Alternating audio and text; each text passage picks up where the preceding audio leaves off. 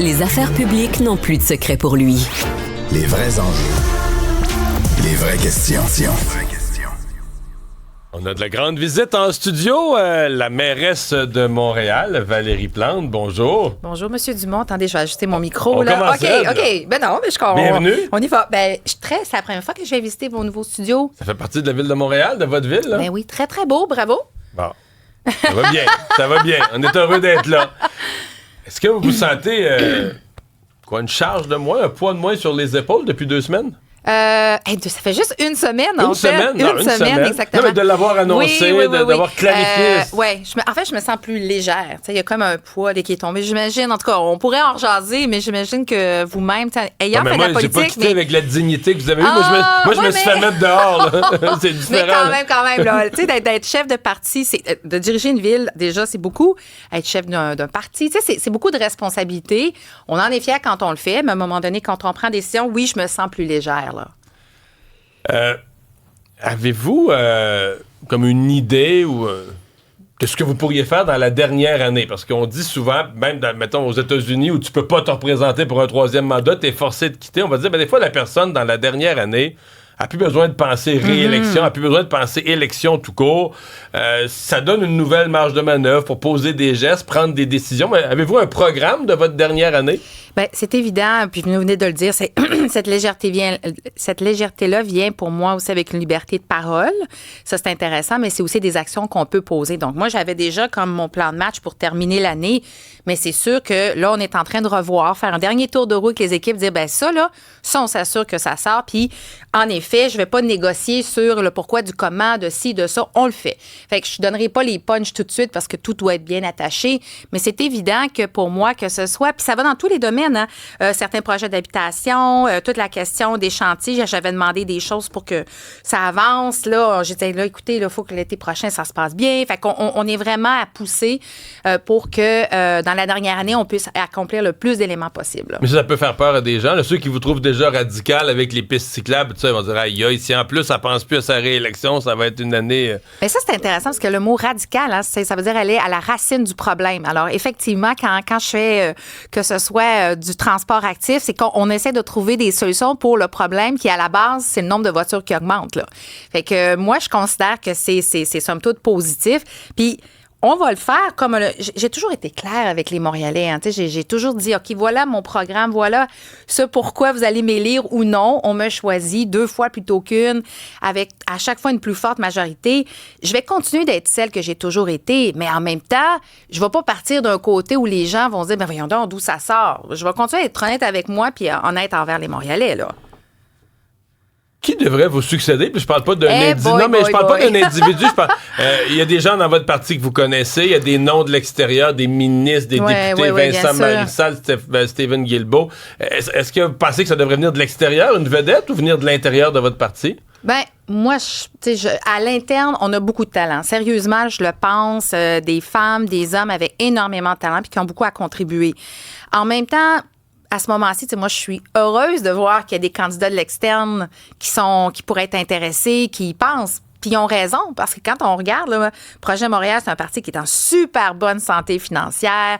On a des membres mobilisés, puis surtout, on est un parti qui vient de la base, c'est-à-dire qu'on a dans tous les arrondissements des groupes de citoyens qui, pas juste pendant l'année électorale, mais tout au long du mandat, font remonter des idées. Fait que, c'est intéressant là, pour un chef de parti. Mais moi, je vais vous dire, ce que j'ai fait avec le Projet Montréal quand je suis arrivée, ça a été de le transformer, pour le professionnaliser, mais aussi pour amener plus de diversité, plus de femmes, pour s'assurer que les voix des Montréalais soient entendues, ceux des quartiers centraux, d'où on est issus, c'est sûr, mais aussi des quartiers excentrés, parce qu'il faut entendre la voix de tous les Montréalais. Ça, c'était vraiment important pour moi. Des quartiers hors centre, là, ceux qui ne sont pas de Projet Montréal, ils se sentent pas écoutés, là. Ils se sentent oubliés, pas un peu. Là. Écoutez, je veux dire, j'entends de tout. Vous savez, moi, quand je vais sur le terrain, je vais entendre des commentaires de personnes, que ce soit à Rivière-des-Prairies ou ailleurs, qui se disent, nos quartiers sont sécurisés, baisser les limites de vitesse, s'assurer qu'autour des écoles, les gens, il y a des dos d'âne, les gens sont obligés de ralentir.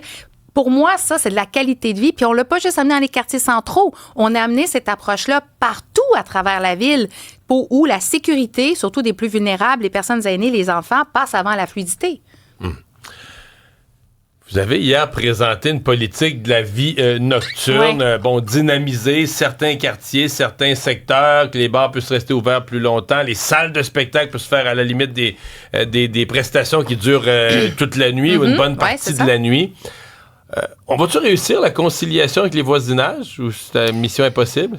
C'est une mission qui est possible, mais ça demande du temps, puis ça demande les bons outils. Donc, hier, on a présenté une politique. Ça règle pas tout, mais ça jette les bases des éléments sur lesquels on doit travailler et sur lesquels on travaille déjà. La réglementation. Il y a des gens qui ont peur déjà, là. Oui, mais en même temps, je veux dire, la vie de nuit, elle existe déjà à Montréal, là. Puis l'idée, c'est pas que tout d'un coup, il y ait un bar ou une discothèque qui pop dans un quartier super résidentiel. Par contre, on veut quand même préserver les droits acquis, comme par exemple que ce soit le Lac Tulipe, quand on est au centre-ville puis qu'on décide de venir habiter dans le quartier des spectacles. Dans une tour de condo qui donne sur le quartier des spectacles, il faut s'attendre à ce qu'il y ait des concerts. Donc, tu sais, il y a ça aussi qu'on veut envoyer comme message. Mais que ce soit à travers les règlements sur le bruit, que ce soit à travers nos programmes pour insonoriser les salles, ça marche vraiment bien. Moi, je pense que la cohabitation est tout à fait possible. Elle l'est déjà, mais il faut venir la renforcer pour éviter des cas aussi tristes qu'un voisin qui réussit à faire fermer le Lac Tulipe, puis en même temps s'assurer de la qualité de vie parce qu'on veut que les gens, on veut des familles là, à Montréal. Donc ça veut dire qu'ils puissent dormir puis être en forme pour le bureau puis l'école le lendemain matin, là. Donc, vous reculez pas là-dessus. Là. Même s'il y avait de la critique, même s'il y avait des gens qui ont peur de pas dormir, justement, ça, c'est engagé. Là. Oui, puis en fait, c'est intéressant parce qu'on entend aussi des critiques de l'autre côté. Hein? L'industrie de la nuit, puis ça peut être les salles de spectacle, les bars, les restaurants, mais surtout les salles de spectacle qui disent, on a besoin d'air, on a besoin que la ville soit facilitante pour bien encadrer, justement, nos activités. Alors, je pense qu'on a trouvé une politique qui se situe au milieu, puis qu'on va adapter. Puis en plus, on a mis 5,5 millions 2,5 pour insonoriser, 3 millions pour accompagner. Puis quand on dit accompagner, c'est est-ce qu'on fait de la formation pour les doorman ou enfin les gens qui s'occupent du bar, s'occuper de l'extérieur pour pas qu'il y ait de nuisance. Il y a plein de choses qu'on peut faire pour faciliter la cohabitation. Vous avez parlé tout à l'heure, vous avez parlé de l'importance de la sécurité dans les quartiers. Les gens voient une amélioration de la sécurité, mais c'est comme pour vous, la sécurité, oui, c'est des dos down ou tout ce qui ralentit les automobilistes, comme si la seule menace à la sécurité, c'est les automobilistes. Mais comme il y a une auditrice qui nous écrit, qui dit est-ce qu'on va augmenter le nombre de policiers? Pour bien des gens, la principale menace à la sécurité, c'est les bandits, c'est la montée de la violence, c'est les gangs de rue. Est-ce que ça, on s'y attaque? Oui, absolument. Puis je comprends la préoccupation. Moi, je suis la mairesse de Ville-Marie, donc on s'entend, le village, le quartier chinois, c'est des endroits très sous pression. On se rappellera que mon administration a négocié 250 millions de dollars avec Mme Guilbeault à l'époque. Ça fait quoi, 2 ans et demi, pour rajouter des bottes, des policiers. Est-ce qu'ils sont sur le terrain présentement? Oui, absolument. Les cohortes sortent. On va atteindre notre chiffre qu'on avait promis. Là, je ne vais pas me mêler à la virgule près, là, mais d'ici Noël, on va avoir réussi parce qu'on a même fait, le service de police, des cohortes spéciales à Nicolet pour sortir des policiers. Vous savez, Montréal est la ville où il y a le plus grand nombre de policiers par habitant au Canada. Donc, il faut le dire, les policiers sont là, ils font un travail important, mais parce que dans certains coins, je parle de Ville-Marie, en tout cas, là, on voyait que le sentiment d'insécurité est fort. On a décidé de faire un projet pilote, moi, comme mairesse, d'aller vers des agents de sécurité qui viennent circuler dans certains parcs, certains endroits, parce que ce qui n'est pas facile en ce moment, c'est que la vulnérabilité, tu sais, il y a beaucoup de personnes en situation d'itinérance, ça, c'est une chose. Mais souvent, vient se gangréner la criminalité face à tout ça. Puis on sait qu'il y a une crise de toxicomanie. Et là, encore une fois, on a des petits criminels qui vont dans les parcs, qui se promènent dans les ruelles. Et ça, pour nous, c'est non. C'est non. On va jamais accepter de la criminalité ni dans une tente, ni dans une ruelle, ni à côté d'une école. Alors, les policiers... Mais là, à côté d'une école, vous l'avez attiré? Ah là, j'imagine parler de Benoît Larbre. Les chiffres qui ont été diffusés hier par la presse autour de Benoît Larbre. Ça a augmenté de façon exponentielle. Je comprends, mais c'est votre administration qui a choisi d'établir cette maison-là à côté d'une cour d'école. Puis on a même parlé en mal un peu des parents ou des gens du quartier qui se plaignaient. Puis là, les gens du quartier regardent les chiffres et disent « OK, mais les crimes violents, les crimes contre la personne et contre la propriété, tout a augmenté de 60, 100 %. Bien, il faut savoir, c'est pas la ville qui décide. Hein. Je veux juste quand même dire, là, un organisme a le droit d'avoir une petite maison de transition. Il a le droit. C'est comme quelqu'un qui a le droit de s'acheter un terrain puis se bâtir une maison. Là. La ville, on peut pas dire, toi, t'as pas le droit. Ensuite, il y a eu un centre d'injection. Le ministre Lionel Carman, il dit, c'est pas moi, c'est la ville. Ben là, je m'excuse, mais je veux dire, la personne qui dit oui pour avoir un centre d'injection supervisé, vous comprendrez bien que c'est la santé, c'est pas la mairesse de Montréal. Ceci étant dit, la personne qui nous écoute en ce moment, elle se dit, hey, moi, là, ça me dérange pas de savoir c'est qui décide, là, je veux juste que ça se passe bien, puis la personne a raison. Fait que, autant pour moi, pour M. Carman, pour le service, la santé, les services sociaux, Benoît Laure, c'est l'exemple à ne pas reproduire. T'sais. Puis j'ai envie de vous dire, M. Dumont... Donc ça, pour vous, c'est une erreur...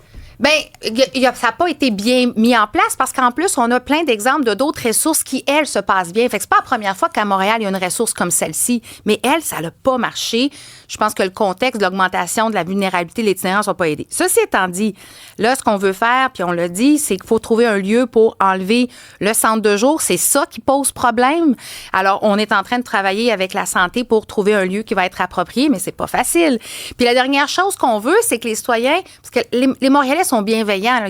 Ils savent qu'à Montréal, c'est sûr qu'il va y avoir plus, il y a plus de monde, donc il va y avoir plus de personnes maganées, si je peux dire, plus vulnérables. Mais ils veulent se sentir en sécurité, que leurs enfants aient à l'école, qu'ils ne trouvent pas des seringues dans la ruelle, puis ils ont raison, ça. Ça, ils ont raison. Fait qu'avec le service de police, on va continuer à travailler. On a mis une brigade des MIS, qui sont des travailleurs sociaux de la ville. On met en place des maisons de transition, là, des unités modulaires. On a un projet pilote. Puis nous, à Montréal, on est prêt à en faire plus. On va continuer à travailler avec M. Carman. Est-ce que votre téléphone a sonné depuis une semaine?